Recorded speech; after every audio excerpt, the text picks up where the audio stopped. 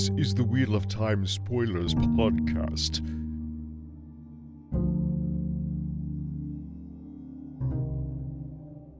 Recording is on. Because we have to forge the Hammer of the Gods, Mahalanar. Well, the Hammer of one god, anyway. Mjolnir. You really tried super hard to obfuscate that one. No, he didn't. And I was looking up, I was like, I wonder if these Wheel of Time words just happened to... No, one who soars. Like, he just made the old tongue words match something. Like, he who soars is not a pre-existing... Yep, no. He took Mjolnir, fantasized it harder, as if it wasn't already enough of a fantasy word, and then backfilled it to make it old tongue. Which is fine. I'm not mad about it. It is...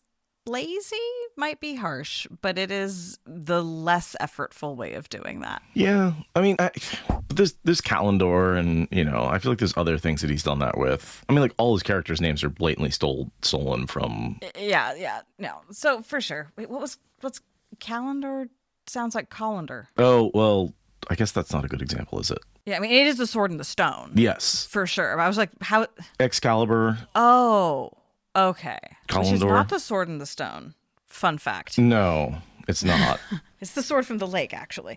But yes. But yeah, no, Mjolnir and Mjolnir is, yeah, they're just not working very hard for it. And it's fine, because literally, I mean, Perrin and Perun. Right. It's fine. Thor. Whatever. It's fine. Though, notably, Perrin is the one with the hammer here, not Thor. Right. Well, Thor has the lightning. Yeah. The mixing and matching has no rhyme or reason. This is a crazy quilt. Right. I mean, the idea is, of course, that each of the legends in the Wheel of Time is made up of multiple of our legends, and multiple of our legends is made up of, you know, a single person from the Wheel of Time, right? Althor inspires multiple different legends about him. Yeah, like Jesus. But then also you do need your constellations in order to know that a character is a character, right? Like Matt losing an eye and hanging from a tree really locks in the Odin thing. Sure. Right. Like sometimes you need multiple points to make a line, and you can't just have a single point and have everyone get the reference. But other times, yeah, you can have a single point and everyone will get the reference. It's a hammer named... Okay, it's the same thing. It's fine. Played by Chris Hemsworth. Please, no.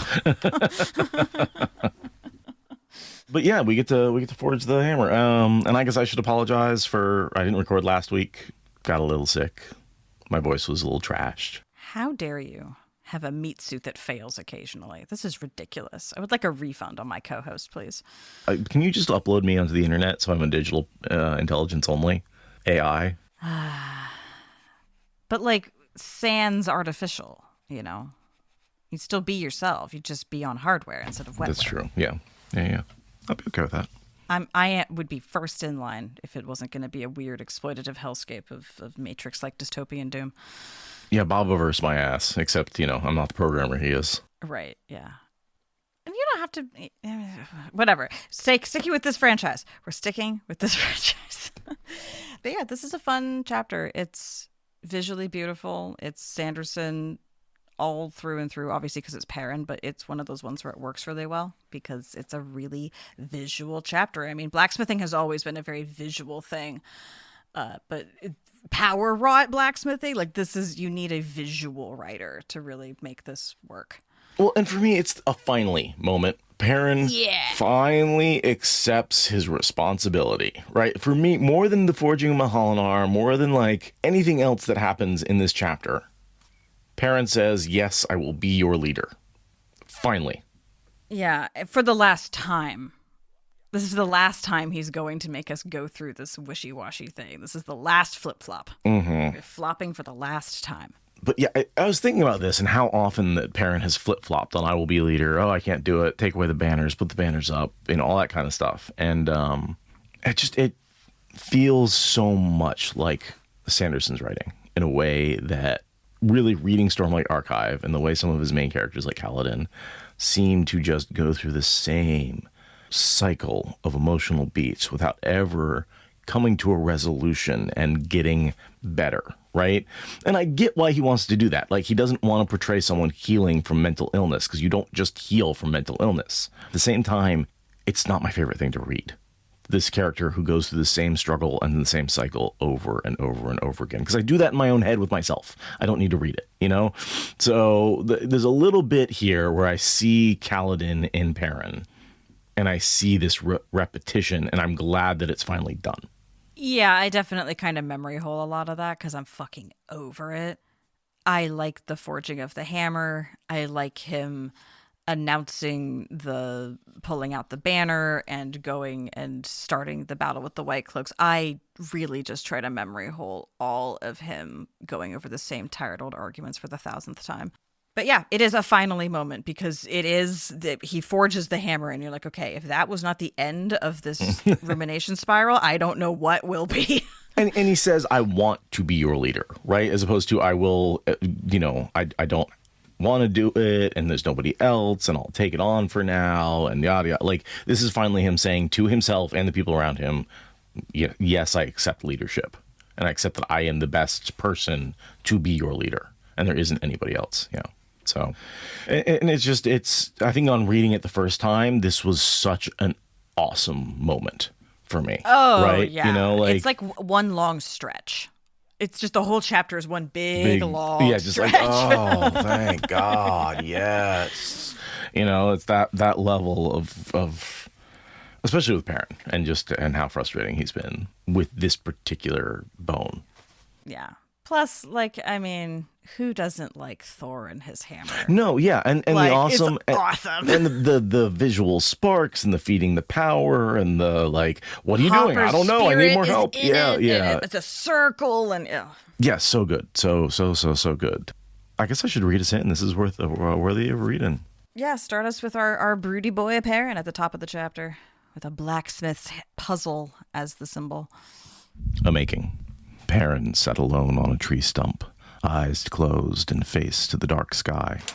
The camp was situated, the gateway closed, and reports taken. Perrin finally had time to rest. That was dangerous. Resting him let him think.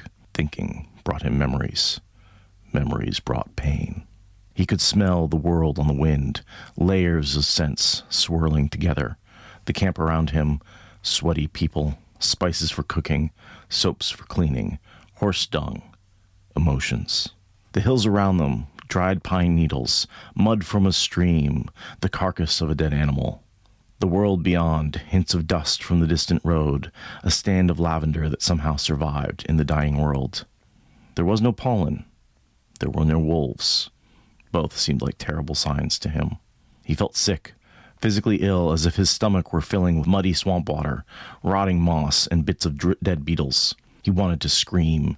He wanted to find Slayer and kill him, pound fists on the man's face until the blood engulfed it. So that's the mood he's in when Fael comes up.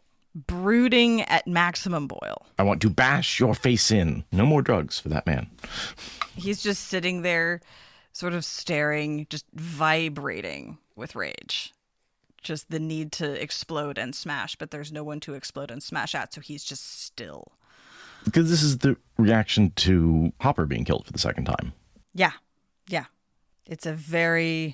It feels like a Pyrrhic victory. Like, yeah, it's not truly an empty victory. He did get his people away, but at such a high cost. And without actually eliminating Slayer, he only eliminated the Dream Spike. So it feels very hollow to him. And he's so upset he's not even pacing. He's literally just sitting there, just.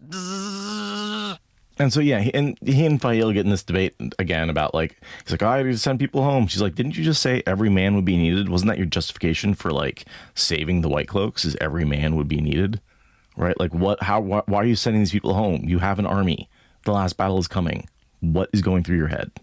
Right, yeah, because this is the thing, is that Perrin's sitting there vibrating all alone.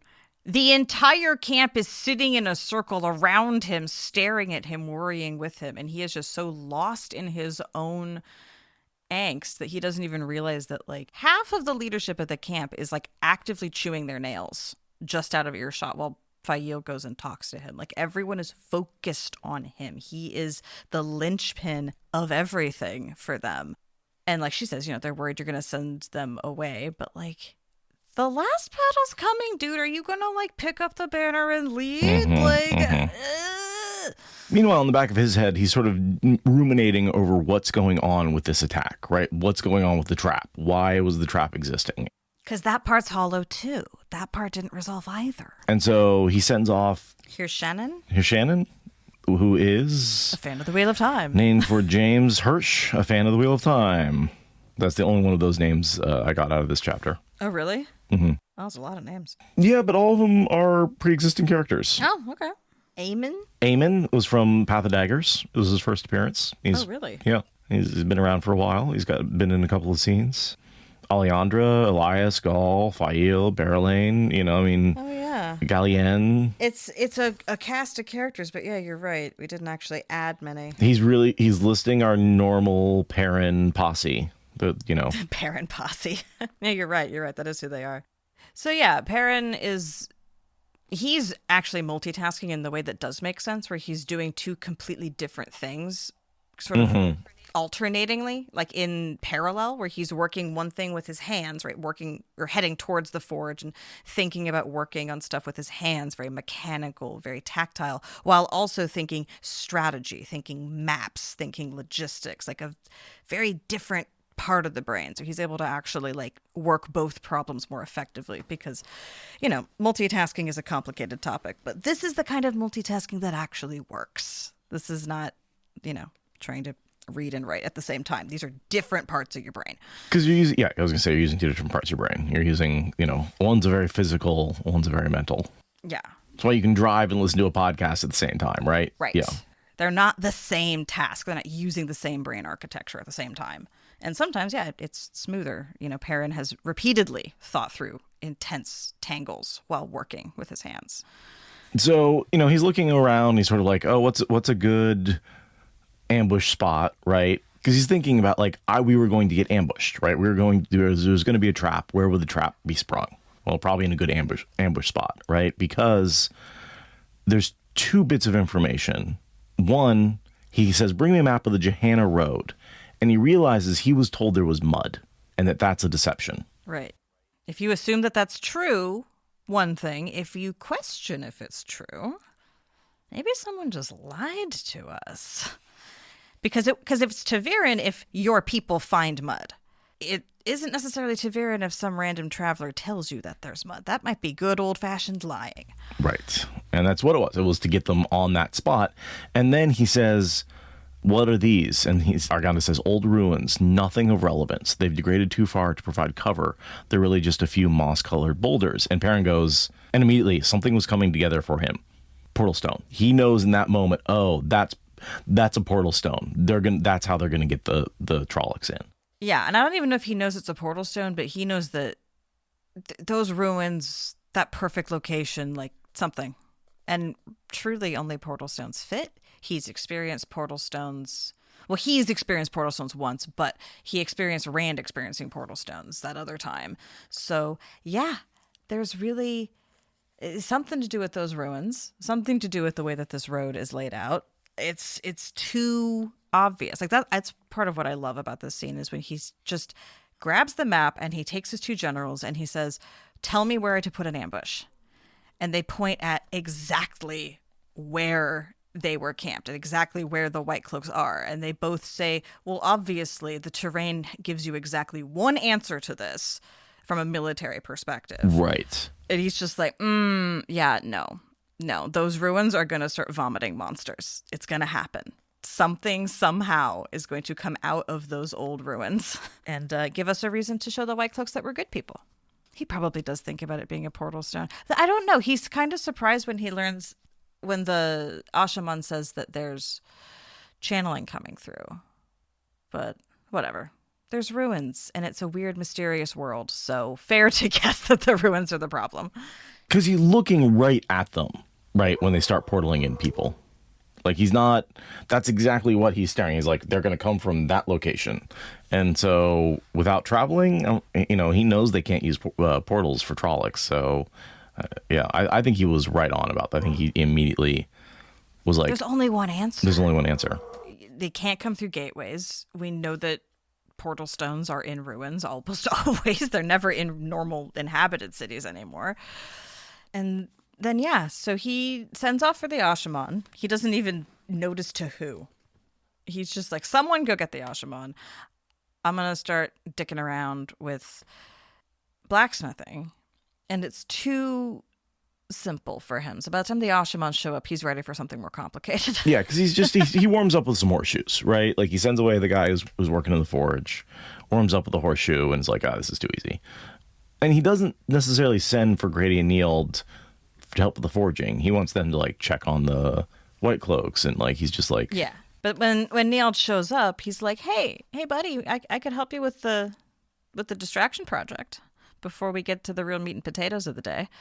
I can heat up your metal, that is also a really cool thing of like using magic to make your technology better, right? Using channeling to maintain temperature in the metal so that it's ductile and doesn't go through heating and cooling cycles, and you don't have to wait for it to heat up. Like that's such a cool idea just in terms of from a maker's perspective. Yeah.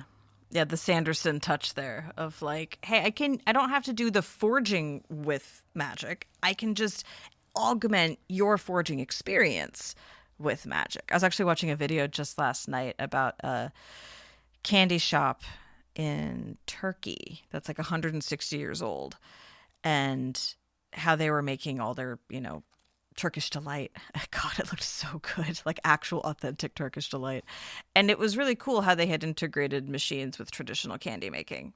It was very much like, no. The person is still very much elbows deep in the candy making process, but also they're not saying no to a little electric help when they're making these massive batches of hot, sticky stuff that needs to be mixed for, like, there is a human plus machine makes business go burr kind of thing, instead of just giving it all to a machine. Like the humans are there, and it was just, that's kind of like this. It's like, no, we don't need to have the hammers being moved by flows of air. We just need the metal to stop cooling down. And I think in that moment, Neald discovers a talent, capital T talent, for making power forged weapons, right? Because he's heating, right? And Perrin, I want a nice yellow red, not so hot, and he's hammering, and Grady turns to Neald and goes, what the hell are you doing? Yeah, it's like he's going along playing like the normal hot cross buns, and suddenly he's starting to like free jazz in the middle of it. It's like, we're just supposed to be doing a little warm-up exercise. What are you doing? And he's like, I don't know. The spirit's just moving in me, and this little riff just feels like what's right. And I'm convinced that's a capital T talent. Yeah, I could totally see that. The making of power forged weapons, right? Neald has that ability. And like maybe other people can copy it, right? But like in the same way that making terangrials is a talent that was lost, I think. Like he'd probably be a really good teacher for helping other people like develop the skill, because he has it at an intuitive level. Like you can teach it, but you can't teach the feel. You can just teach the mechanics, and he's got the feel. No, I like that. Also, it makes sense because men are generally supposed to be stronger with earth, et cetera, et cetera. It makes sense that some of these early shaman who are really rising out of the woodwork because the world needs them would have talents manifest, and earth talents would be logical. Also, Perrin needs that in his army.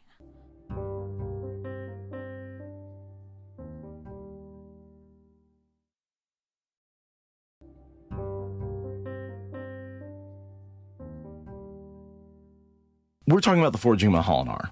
Yes. What the fuck is getting pulled out of Perrin? I know. Right? So, wise ones, I need a circle, Neald says urgently. And so he gets his circle. He's pouring all of his power. Now he's pouring the power of a circle. It doesn't say exactly how big it was. I think it ends up being like 6 wise ones or something like that. I don't remember. It's all the wise ones in Perrin's army? I think it's the entire contingent of channeling wise ones. But there's limits on how big a circle you can make a circle. I guess with 2 men, you could make a circle of like... Yeah, it says all 6 wise ones had joined in. So yes, it is 6, and it is the entirety of the population of wise ones he could draw on. Is that Neald and Grady, do you think? I think both of them are... Because you can have 2 men with that many. Yeah, because it says Neald fell to his knees panting. Grady and all the women in the circle sat down looking exhausted. Okay. All 6 wise ones had joined in. So yes, every one of the channelers that was at all in arm's reach got summoned into this and circled into this. So this is weapon forged with both sides of the power, right? Most powerful things forged with both sides. But there's something else going on, right? Because sparks begin to fly as Perrin pounded. larger showers with each blow. He felt something leaking from him, as if each blow infused the metal with his own strength and also his own feelings. Both worries and hopes, these flowed from him into the 3 unwrought pieces. This is what makes Mahalanar special, more so than any other power forged weapon. Whatever is leaking out of Perrin, whether it's Taviran-ness, whether like the fact that he's got control over Perrin and Neald, what is going on? What is leaking out of Perrin? He says thoughts and hopes and emotions, right?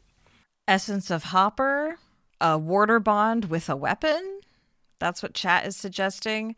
I've always kind of figured it was Essence of Hopper. That was kind of my like back burner headcanon. I like the idea of a warder bond against a weapon. And also, as I'm thinking of it, kind of yes-anding the warder bond concept is, what if part of what the channeling was actually encompassing Perrin as a person? And it wasn't just channeling directed at the hammer, but like the flows, the weaves actually encompassed Perrin? I think it has to, yeah. Because I always thought it was a little bit like weird hand waving of Sanderson to just be like, and then Perrin was able to upgrade his magic blacksmithing skills this one time. But what if the channeling actually was connecting him to the work in a very like hard magic kind of way? And this isn't just like ephemeral hand wavy Taviran, Perrin and Neald. It's like, no, there was a free jazz of magic that actually like connected him to the work in a way that is, maybe adjacent to a warder bond in some way, but also fueled by the loss of Hopper. Like there is definitely essence of Hopper in this. The pain of losing Hopper goes into this. And the spirit of Hopper, right? Like, because yes. Hopper doesn't exist anymore in Perrin and Neald. So what happened to that bit of Hopper? Well, maybe he got put in Mahalanar, right? I mean, if Perrin holds the memory of Hopper so hard that he makes a legendary weapon that can't be destroyed, that is the foundation of myths forevermore, that means Hopper didn't die. Because the information that is Hopper, the information of Hopper, is actually persisting even beyond his ultimate deletion from reality, which means in some strange way he's actually immortal? Like, truly? As long as the hammer, like, yeah. I mean, like, to the degree that, like, the Horn of Valir, like, he's tied to this weapon that, like, will never be destroyed.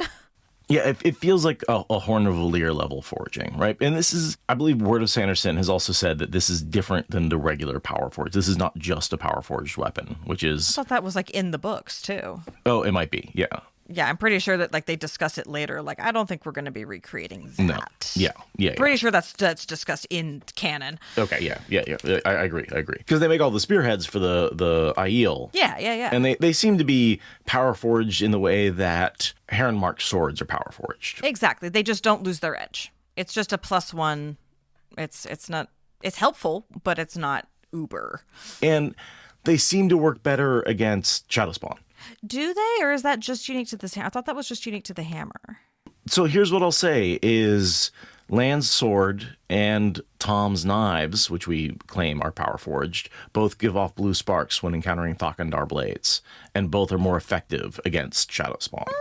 So I would argue that there's a burning sensation to the power wrought blades that perhaps regular blades don't have. Something that causes the blue sparks. Kind of like how iron fucks with the Fae. Yeah, exactly. It's one of those deals. Okay, yeah. So yeah, it's like his army gets upgraded weapons, but you can only lose so many Hoppers. I mean, this is the thing too. It's like Perrin's need for this moment, like, is a once in a lifetime kind of thing with the Taviran and all that. So yeah, they never even try to recreate this sort of a forging. They learn a lot about making power wrought weapons from this, but they don't attempt to make another magic glowy hammer that, like, because his hammer does extra damage to Shadowspawn. Like, they like blast away like that opening scene from Lord of the Rings with Sauron just like decimating the elves, like that's how powerful this hammer is. The hammer that, like, it's hard for them to look at type hammer. Yeah. They like burn when it touches them. Like, it's a whole thing. And again, it feels very much like it's fulfilling the role of magical item of Mahalanar in legend, right? This idea of the special hammer that can cause extra damage. Yeah. And this one is notably not the design of Mjolnir. The actual Norse hammer is one of the things about the myth of Mjolnir is that it has a very short handle. That's like part of like the foundational myth is that the It was handle's really cold. short. Well, it was Scandinavia. But it's funny to me reading this because it's got a really long handle. And I'm like, that's not accurate. It's supposed to have a really short handle. It's fine. I don't care. Listen, Perrin is Thor with a long handle. That's all I'm saying. Put a long handle on his axe. That's He did. He all sure I'm did. saying. Listen, there's a reason the Ogier have that expression, okay? And it's eyebrows and long handles. That's what they go for. And the ears. Don't forget the ears. And yeah, Perrin stylizes the hammer with the wolf. So that way, again, like, Hopper can never be forgotten. Even if the translation for the name of He Who Soars goes away. Like, it's still the wolf hammer, you know? I love the describing of him imprinting the wolf on the side is he took a chisel to a piece of metal and then hammered it into his hammer. And I'm like, how long did it take to take a chisel to a piece of metal and carve out a wolf, right? Like, I was thinking that. He makes this beautiful stylized stencil thing and then stamps it into I'm like, this is like an hours long. Like, you making one of those would take all day. mm-hmm. Making that kind of you don't just like whip one of those out. Like, even an artisan is going to take all day to make that kind of a he's not just going to slam out a stencil real quick. Deeply unrealistic. I would have liked to have seen him be working on, like, open the chapter with him carving Hopper out. That would have been cool. Hey, let's rewrite this instead of the stupid tower scene rewrite. We're going to change the scene entirely. Let's let it be this one. But that's all I think I would have liked to have seen him, like, maybe working on that carving to start the chapter and then incorporating it into the hammer rather than just making it on the spot. Not knowing what he's going to use it for, but being unable to stop carving it in perfect loving detail. Yeah. And it has spent all night carving out as an ode to Hopper. Yeah, that would have been cool. But alas, time just going to flow weird because he's connected to Telegram Riyadh and he can just make time flow weird. I think that's going to have to be my headcanon patch. He's not doing that yet, though. That's the thing. Is he's not half in, half out yet. He doesn't have that ability. He still has to go to sleep, and he still is entering the world of dreams as a sleeping person rather than in the flesh. Yeah, that's true. But yeah, as he finishes up the hammer, he also finishes up whining about how he doesn't want to be a lord. He destroys his old hammer, the hammer of doubt and being a putz, on the making of this cool hammer of being a king and awesome. And he has this moment where, like, it's still vibrating, and then he touches it and it, like, quiets down, and I'm like, he just bonded with it. It just sealed itself to him. No one else is ever going to be able to pick it up. It's so cool. And he's basically thinking this whole time, and he's constantly thinking, like, well, if I don't lead, then somebody bad will lead, and if bad things happen, then it's my fault for not leading, and therefore I want to lead because I think I'm the best person for the job. And so he changes from anger at the death of Hopper to resolution of being a leader. And that sort of transition happens as he's working on this hammer. Yeah. And the hammer is going to help him defend his people in a kingly way. So it's all quite proper. And then, yeah, Perrin and the Six Wise Ones and the two Ashaman are all completely exhausted. They are all drained. They are limp balloons. Like, this was a really intense process for all of them. This is, again, why you can't be doing this for every arrowhead and every belt knife. This is a once per epic warrior per lifetime kind of thing. Imposter syndrome gone. Didn't even take 10 books. Except it's not, because the first thing he says is, I have failings. I will not be able to protect you all. I will make mistakes. He doesn't say, I'm great, you should follow me. He goes, all right, everybody, I suck. Do you want me to lead you? It's more like honesty than self-deprecation, though. I mean, that's the transition, is this whole time he's been like, I'm a horrible leader because I can't protect you all. And now he's saying, I'm a realistic leader. I can't protect you all. It's, yes, but it's a reframe, And technically it did take 10 books because we're on book 13. So I guess he didn't start wrestling with it until like book 4. So I guess technically it is less than 10 books. Right. Yeah. He wasn't really a leader till he came back in book 4. Yeah. No one wanted him to lead until book 4. Except like Egwene when they washed up on shore. Well, that was just because she wanted to tell him he was wrong. Yeah. Okay. Yeah. Fuji, you were caring for the end of book 4. Yeah. That makes sense. Yeah. So yeah, then Perrin asks for the banner that he ordered destroyed and says, so did Ta'Veren let you destroy all my banners? And Will Alcine's like, no, I'm Taviran's bitch. And Perrin's like, good, excellent. It just made you look spitting. I'm Taviran's bitch. I was just re-listening to Dungeon Crawler Carl, and it's like, you're my bitch now because I saved you. So they've got the banner. They've got a Perrin banner, the one that Will helped sew. Because, again, remember, there are no sewing machines in this world. So everything that is sewn by hand. And, yeah, he kept the one that he helped sew. And Perrin says, I can now kill Shadowspawn with proper style. Now that I have my hammer and my banner. Hammer banner. And then, yeah, Neald. It just, well, it was like I said, it just felt right. I saw what to do, how to put the weaves into the metal itself. It seemed to draw them in like an ocean drinking the water of a stream. He was just in the groove. He was free jazzing, and the jam just hit, and it was good, and everyone could hear it. Mm-hmm. He's talented. Capital T. He who soars, Mahalinar. Yeah, he wants to give Hop a good approximation of Hopper's name in the old tongue, and Barrelane, handy bitch that she is the one with the best formal education to put together the phrase that best captures he who soars. That makes sense. She's got the she took Latin in high school, right? Like she took extra Latin in high school. She took more than the required amount. So with the finishing of Mahalinar, we go on to the ambush. Yeah, we sort of skip 20 minutes, but then we're still on the same trajectory of Perrin deciding that he's going to save the White Cloaks rather than leave them to be chewed up in entrapment for him, which he could have done quite easily. And so then the rest of this chapter is this will he, won't he thing about is he attacking the White Cloaks? Except that he's not waffling. For once, Perrin isn't the waffle. Waffling one. And Barrelane's like, don't kill Khalid. I think he's really hot, right? Like, and meanwhile, there's a whole conversation between Fail and Barrelane where she's like, you don't know him. He would never attack the White Cloaks. I don't know who he's attacking. I don't know who he's posting up for, but it's not the White Cloaks. And Barrelane's like, there's nobody else here. It's a perfect attack. It's a perfect excuse to not have to deal with this trial. He's like, if we both survive the last battle, you can, punish me. Well, guess what? You're not going to survive the last battle. And that's the way her mind works, which is this very Machiavellian, do it by the word of the law. And Perrin, just that thought would never occur to him. And Fail knows it. And it's why Fail's a better wife than Barrelane.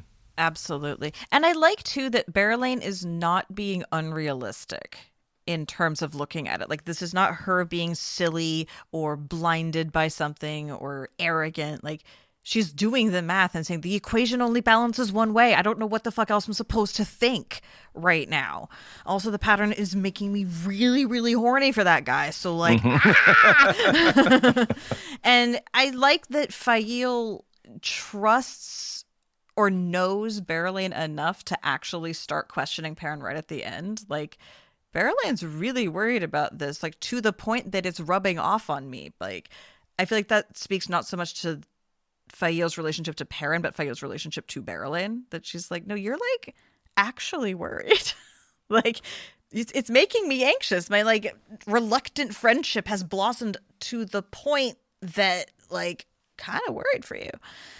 And of course, she's right when she looks at Perrin. She's like, Perrin would never. But Barrelane is so anxious. Like, this isn't political anxiety. This is like a deep existential anxiety. And Fail's like, girl, seriously, calm down. He just said he's going to be our leader. Follow. Right. But again, like, Barrelane's biological clock / the pattern has got her all needing Galad. Yeah, I was going to say, the pattern doesn't have to do a lot of work to take two very attractive people and make them fall in love with each other.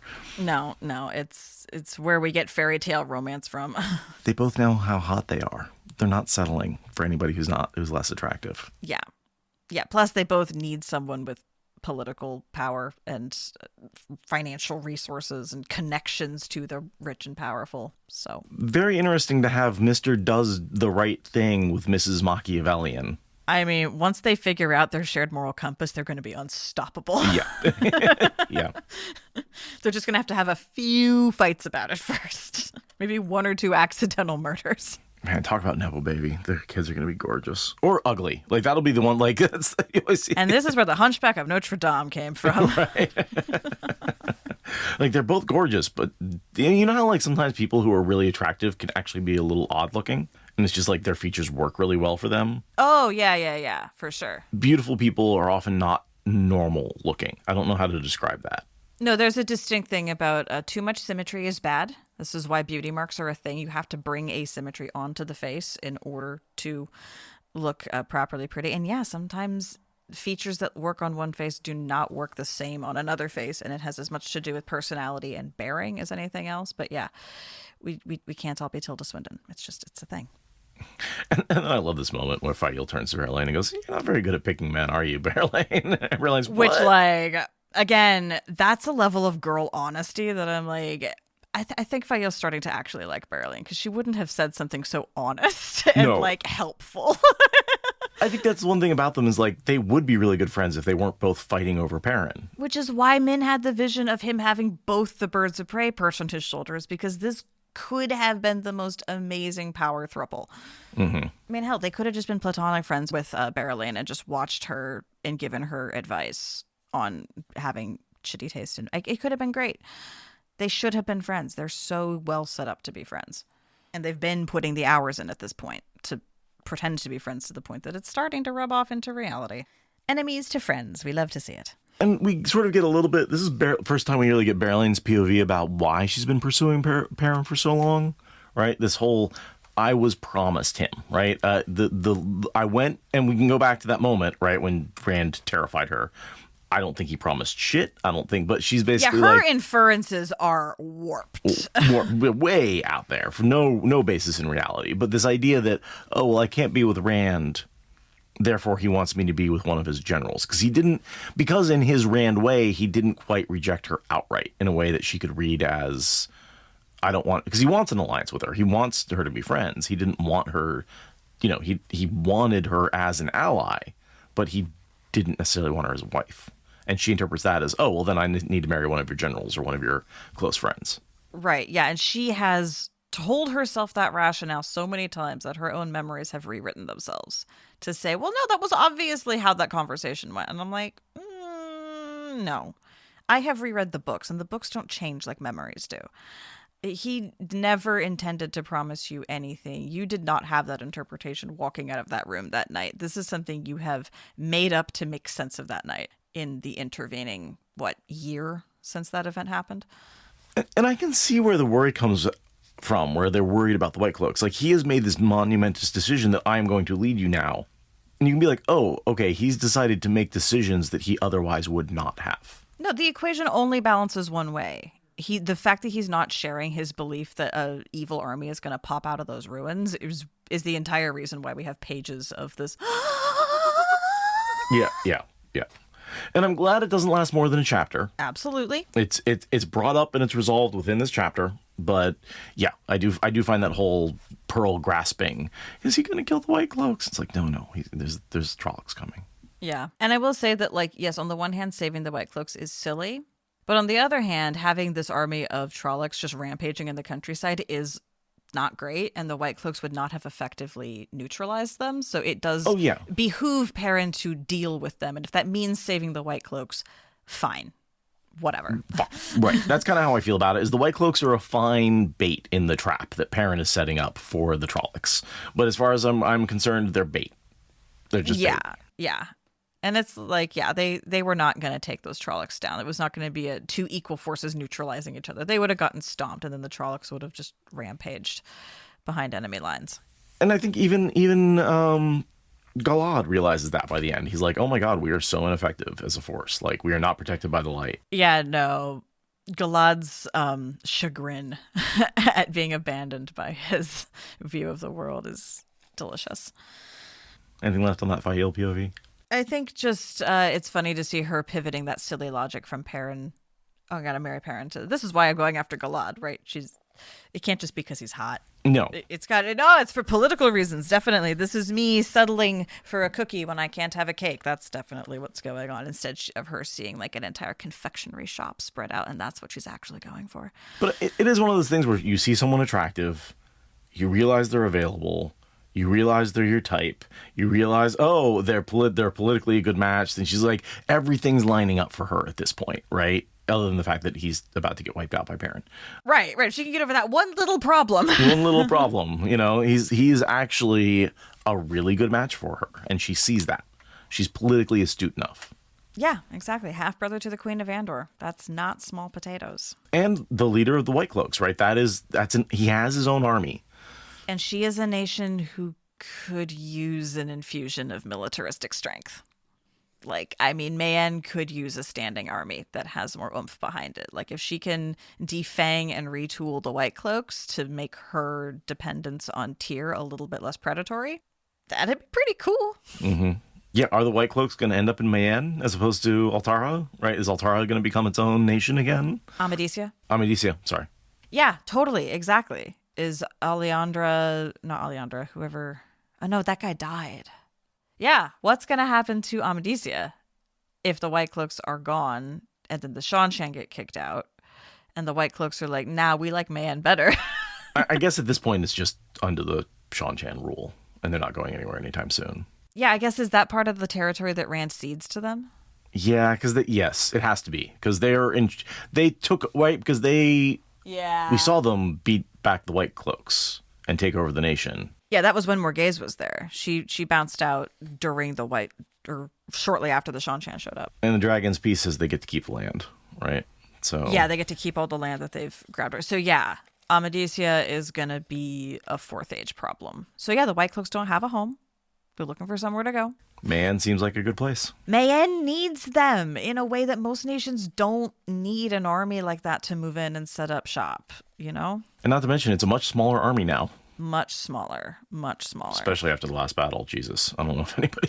It's going to be Galad and like 3 guys. The White Cloaks is now the honor guard of the Queen of Mayenne. Basically. Yeah, the first of Mayenne, sorry. But yeah, that is all I've got on that POV.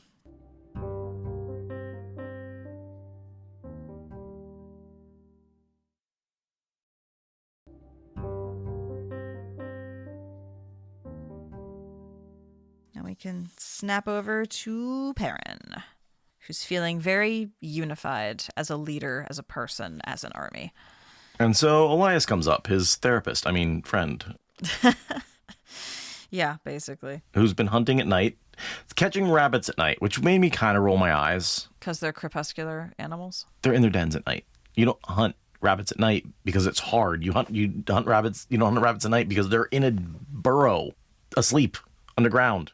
Well, maybe he's got a sense for when rabbits are having their watership down moment and they're making their overland trek to try to find a new burrow. He just has a vibe for that. I'm sorry, Elias had gone hunting while he waited for the army to gather. It took quite a keen hunter to catch rabbits at night. Yeah, I bet it does.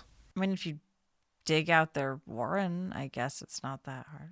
Yeah, no, I did not quite catch that. I should have caught that, but yeah, that's a little Land sharpened his power wrought sword. Or Perrin made a stencil and stamp and applied it to his hammer in the middle of the forging process. A real quick 5-minute process. Yeah, it's just the Sanderson detail is just not polished in the same way that Jordan was so good at polishing every little detail to make it seem correct and relevant. Sanderson puts the details in there, but they don't have the same life and backing to them. Yeah. I mean, Jordan definitely got some things wrong, but it's okay. But Sanderson is really good at wrapping up everything into a nice pithy little moment, which he does here with Perrin telling Elias, "You told me if I ever grew to like the axe, I should throw it away. I think it applies to leadership too. The men who don't want titles should be the ones who get them." And it's like, yes. And also, my nose, it has been hit quite thoroughly at this point. You know? It's just, you hit that on the nose so hard. My eyes are watering.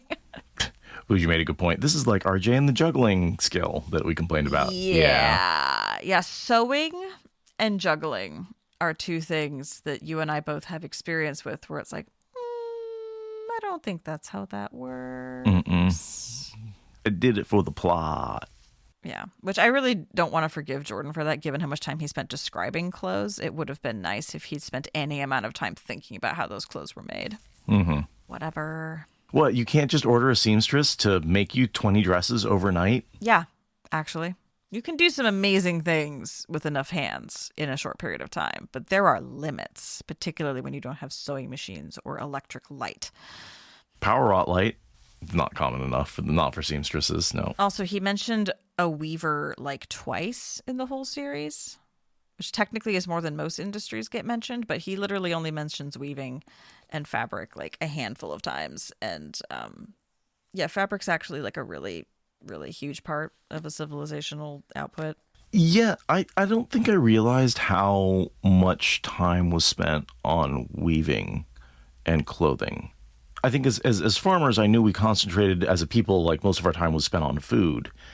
But I didn't realize that, like, really food and clothing, like, there's a reason the three things, food, shelter, and clothing, those are the three necessities that we spent. Like, you have to build a house. And other than that, once you had a home, you either had to spend your time either producing food or producing clothing, because both were incredibly time consuming and incredibly necessary to survive. Yeah. Yeah. Fabric, the drive to make thread and fabric drove the Industrial Revolution. Computing, right, is totally... Yeah, we've talked about this. It's a whole thing. And with how much Jordan spent talking about clothes, I would have appreciated a little bit more of him talking about the pre-industrial revolution or post-apocalyptic shrinking industrial revolution relevant, necessary to just have all this fabric. Because he talks about the production of the raw material, right? Two Rivers wool is some of the best wool around. And then he talks about the final product. Importing silk. Yeah, importing silk, right? From Shara, like he talks about that a lot. But at no point does he really talk about how those raw materials are made into fabrics. Yeah, like, are there power looms? Do we have like some kind of, I mean, that would have been a great thing to have at one of Rand's schools, right? Someone figuring out a power loom would have been a really cool thing to have for him to have on the side. Like, oh, this would change the entire industry of, this country or whatever. Yeah, to say nothing of sewing, to say nothing of cutting, right? Like, I mean, the concept of cutting fabric is something that people tried very hard to avoid when you had to do all your sewing by hand. A lot of older clothing, like going back into like the dawn of clothing, it's just how do we make rectangles work? Because if you cut the threads, how are you going to keep them from unraveling? That's a lot of time and energy if you even have needle and thread that are of it's a whole. So a lot of like clothing up through like the Middle Ages is squares and rectangles. And maybe you cut a hole for the head, but like it's a lot of squares and rectangles. The concept of just cutting fabric, it makes very different sense in a world where you don't have sewing machines. Anyway, not relevant to all of this blacksmith shenaniganry. Oh yeah, Elias is leaving. That's why Elias is here. So he's come up to Perrin to say, hey buddy, things are cool. You seem like a king now. I need to go run north with all the other wolves to do the Wolfie last hunt thing. We'll see you next with Rodel Ituralda. Yeah, I was like, I barely even remember what Elias ends up doing during the last battle.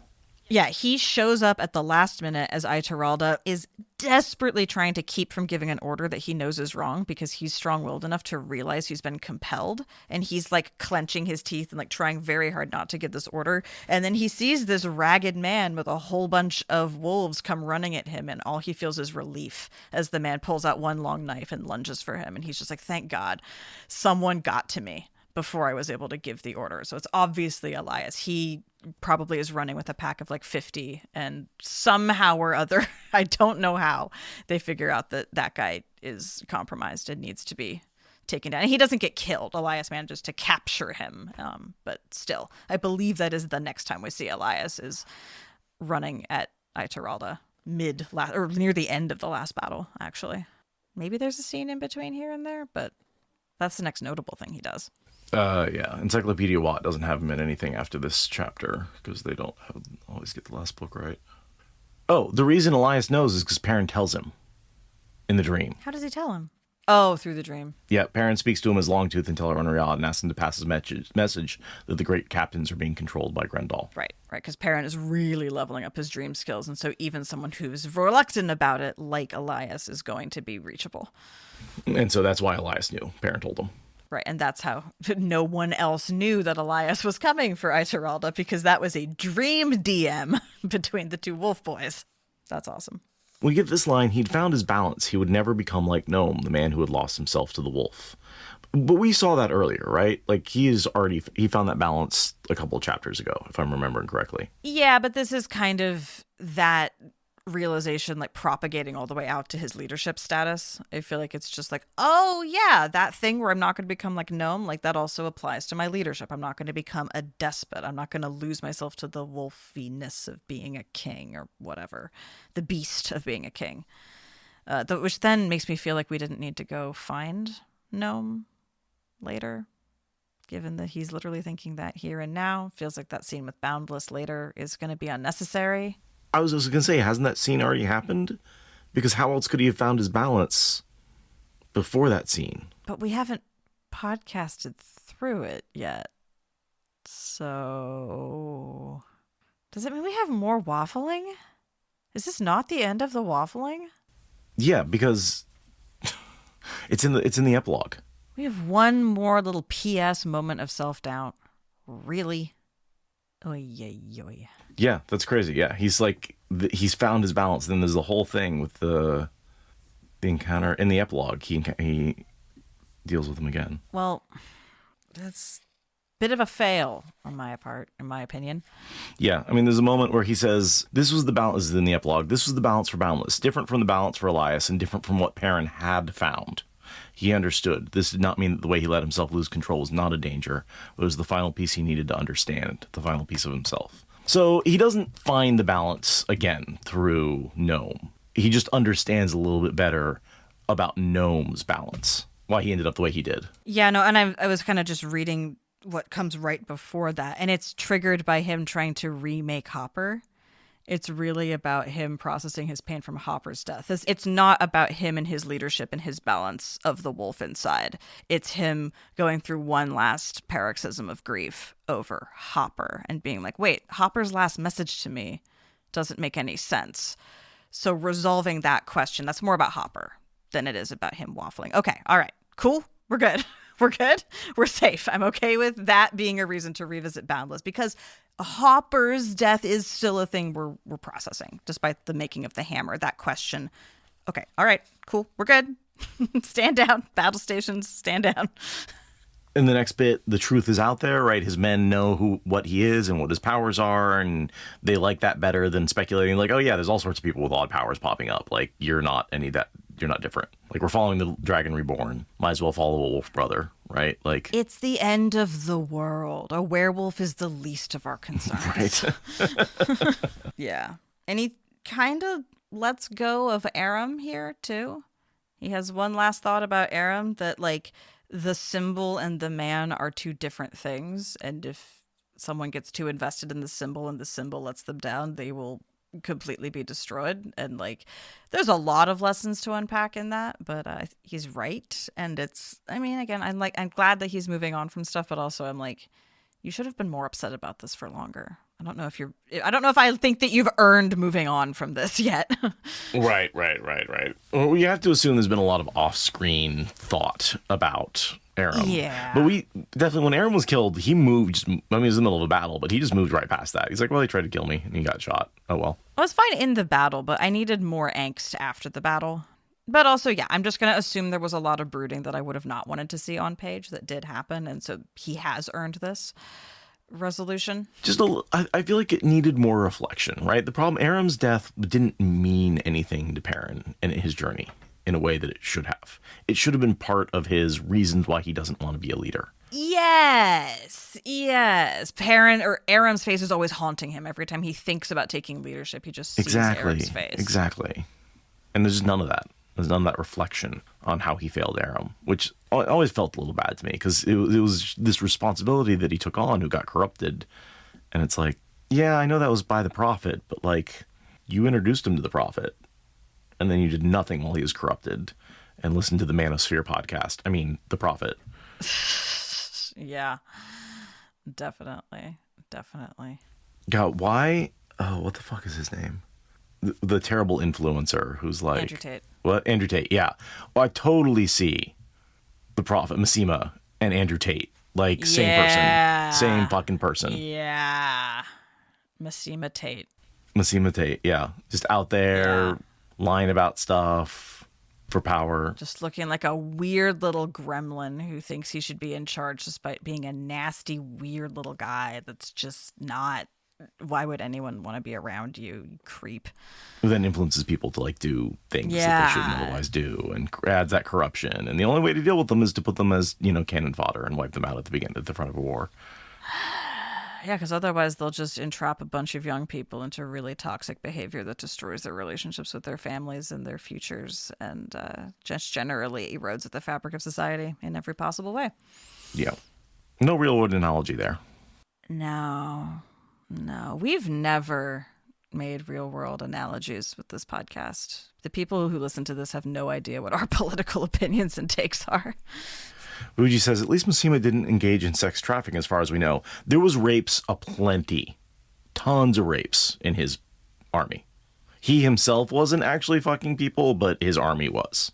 Yeah, he was too devoted to evil to make that a big part of what he was doing on the... Yeah, no, his army was full of assault, and they were undoubtedly just taking whatever they wanted from whoever they wanted in every possible way.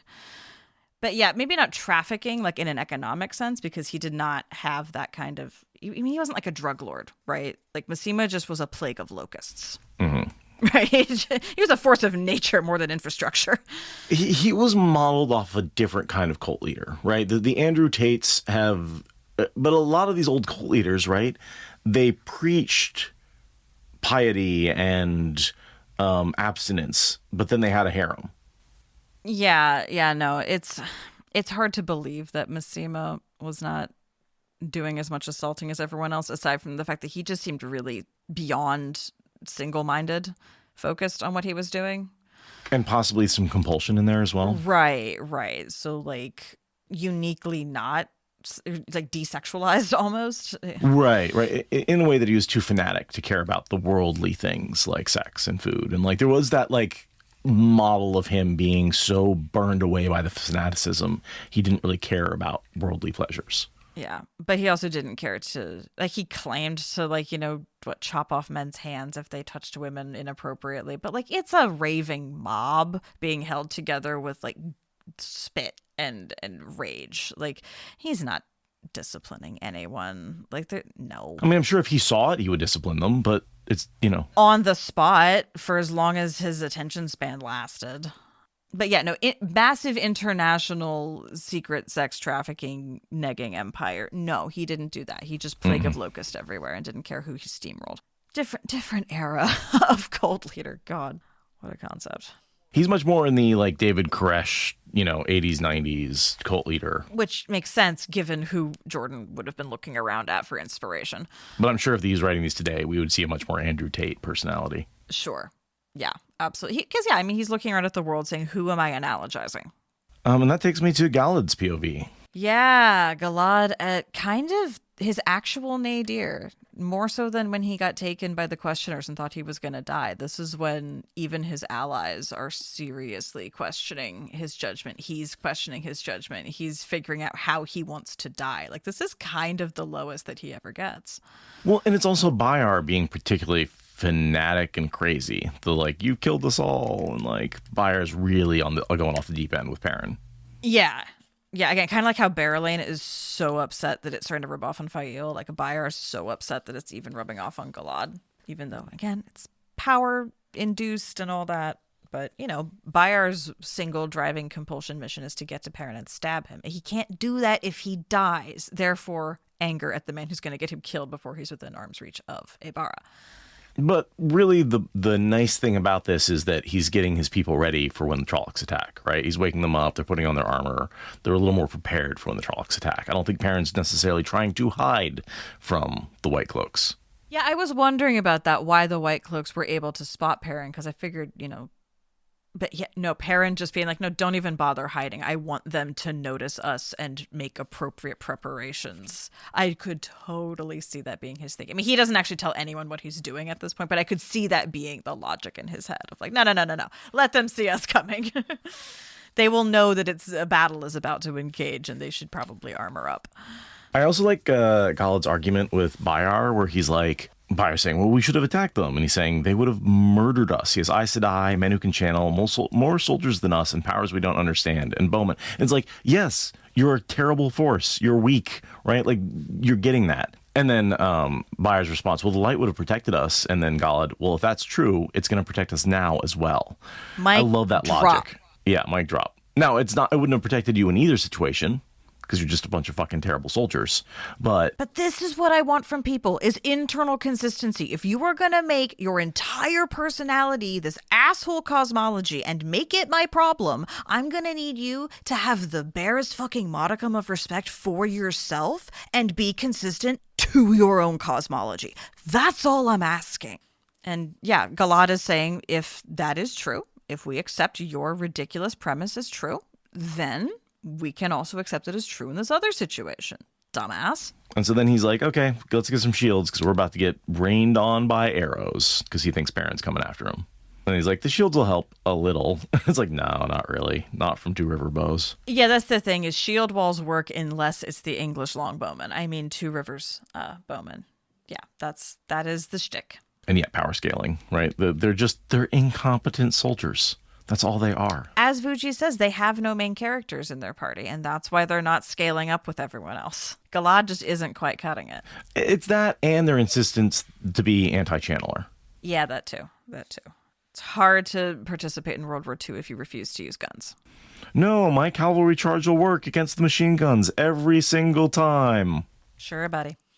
You and your sword can let me know how that goes. You and Weramon, man. Yeah, technically that's World War I, but yeah. Well, I mean, and there is a lot of World War I parallels, right? This transition from a pre-industrial to post-industrial warfare. Yeah, I really shouldn't make the World War II comparisons. It's more of a World War I comparison. You're right, yeah. So, last POV. Lots of switches on these, Yeah, because of the will they, won't they, flippin' and floppin'. You gotta escalate the tension. But last POV of the chapter, and we're with Fail watching everything happen. Yeah, basically. She's watching Perrin, right? So it's, even though it's a Fael POV, it's really about Perrin. Yeah, it's about Perrin, but it's from Fael's POV. And yeah, Perrin's, trying to negotiate with the women to not be in the line of fire. Please and thank you. They see the White Cloaks preparing for battle. Perrin gets the archers ready, and this is the moment where he says he still wasn't looking at the White Cloaks below them. He was staring at the riverbed on the other side, perhaps 100 yards or so beyond the heights. That's where the ruins are. Well, and before that, the clouds were thin, allowing pale moonlight to coat the land in silvery white. A low fog was rolling in, staying mainly in the riverbed, deep and thick. I'm like, hey, Moraine, in Eye of the World, using the riverbed to be full of fog. I know how this goes. Who's doing the channeling? Male dreadlords, I think. Because the Ashaman are the ones that say, I feel channeling. Mm-hmm. And we know that the Black Tower is already cranking out dreadlords at this point, right? One would assume. I mean, they'd have to be under Grendel. Well, I mean, Grendel is the one driving this. Oh, you mean because she's the one driving this? Because she's the one driving this, right. So it's just one of those situations where we never really get a resolution on some guy being like, oh, yeah, I was portaling in the Trollocs for Grendel. Like, it's just shadows. The shadow has access to channelers, I guess, who can use the portal stones, I guess. Yeah, I mean, at this point, maybe Taim is just kind of producing turned Ashaman at this point, and it's just like there's a stockpile that Grendel can reach into and like grab one or three or however many she has. But at no point does that person participate in the battle. Do we get any clue to their identity? Do they, there's nothing like that. I wonder if Sanderson forgot that men can't feel women's channeling, and it was actually supposed to be Grendel doing the channeling, and he should have had a wise one point out that it was maybe, yeah. Or maybe it was just a matter of that channeler was told to retreat rather than spend them. But like she throws everything at this attack. So like you'd think that channeler would have come through at the last and started blasting people with fireballs. Oh, maybe a male red-veiled Aiel, but still you'd think that they would have come out of the woodwork and like started slashing people. The fact that we never see one makes me think that Sanderson actually intended it to be Grendel, and then I had the wrong channeler identifier. I have no idea. That's one of those ones where there's just no clue as to who this person is. No clue as to who. I don't have any clue as to who Sanderson thought it would be, other than being like, okay, the shadow just has access to male and female channelers now. Moving on. Yeah, that was kind of how I imagined it, but again, the level of detail, Jordan would never have let this be unanswered. This is too juicy of a channeler to not give some context to. Lissai. So yeah, they're looking at this mysterious magical fog, and Perrin finally realizes that everyone thinks he's a bloodthirsty murderer, and he's like, what is wrong with you people? I'm here to save the guy, obviously. Do you like, not see what "Sir." I see? And everyone's like, no, we didn't see any of it. And they blast open some light across the battlefield, and Perrin says, all right, guys, here's a training run for the last battle. Have at it. Yeah, let's send those shadow spawn back to the pit that birthed them. Grind on some XP. It definitely feels like a little bit of a dress rehearsal for the last battle. Yeah, and he's got to, get his hammer all fired up, Right, you got to use it. Yeah, got to get that wetted in blood. And the battle scene from Galad's POV when we get there is pretty epic. Like, Perrin's pretty epic. army they're rolling nat 20s the whole way through the battle, and it looks cool. I mean, it's a little bit about the situation they're in, right? The fact that he put them up on the heights where they have the advantage, where they are riding down onto the Trollocs, firing down onto the Trollocs, channeling down onto the Trollocs. But, like, none of the horses trip as they run down the hill. Oh, yeah. Like, there's some Taverness going on for sure. Epic, because it's a prelude to the last battle. Sanderson's going to say, now copy and paste that over and over and over again to understand the last battle, right? He's giving us a microcosm. But we will get there in next week. I wasn't sure if we were like hopping to a different thing, but no, next week. No, is it is next week, yeah. Cool. Awesome. But I felt like this was enough of a chapter with the forging and multiple POVs. I didn't want to try and tackle another chapter and do the battle on top of this. Very good call. It's also a pretty beefy chapter. Yeah, no, the forging of Ma'alenir deserved its own episode. It deserves its own. And there's a lot of it's not just the forging, because it's also the resolution to Perrin's leadership crisis. The forging of Perrin and his hammer. Mm-hmm. Right. I really like that chapter. It's one of, I think, Sanderson's better chapters, despite maybe the way I was talking about it earlier. But it really is. I like the way Sanderson resolves things that Jordan set up. I like when we get resolution. Yeah. It rules. And on that, it's the end of the episode. Bye. Resolution. Bye.